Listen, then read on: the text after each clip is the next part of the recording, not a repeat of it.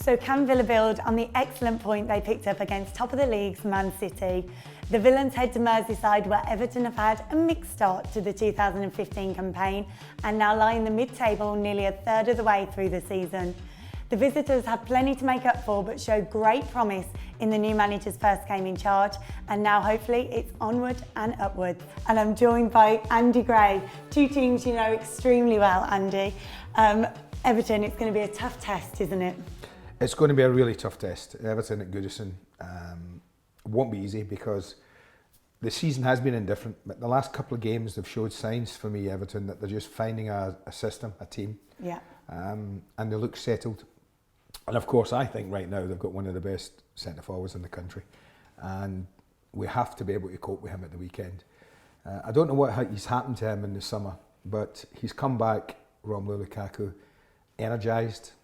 He looks a beast, confident, as if the coach has said, "You're my main man. We're going to build this team around you. We're going to get the ball to you as often as we can. We want you to do the damage from there." And his stats that we're seeing go across here are speaking volumes for what he's doing this year. Yeah. And I do think that if we don't cope with him, it could be a long, awkward afternoon. If we can cope with him, his physicality, his talent, his finishing, then we'll give ourselves a chance of getting something in there. But anyone who's going to join Fowler, Rooney, Owen and Ronaldo, anyone who's going to put themselves into that company has to be a good player. Those are four of the best players that have been in this league.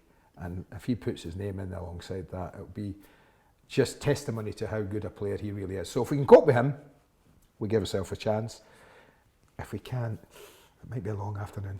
Absolutely. It's really a case of marking him out the game, isn't it? Stopping them through balls and not letting him do any damage at the top half of the pitch. Well, listen, if you can restrict his service, it's fine. The last couple of games, Jill Few in particular has a very good relationship with him. He's found him 3 or 4 times and have got 3 or 4 goals from it.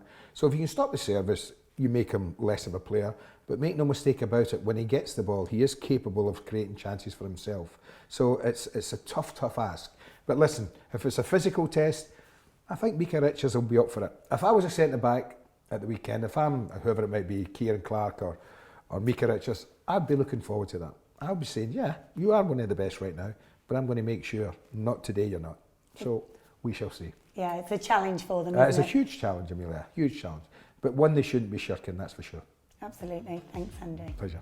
For more views and reviews, join me and Andy over on AVTV for the full pre-match analysis as we look forward to the trip to Merseyside.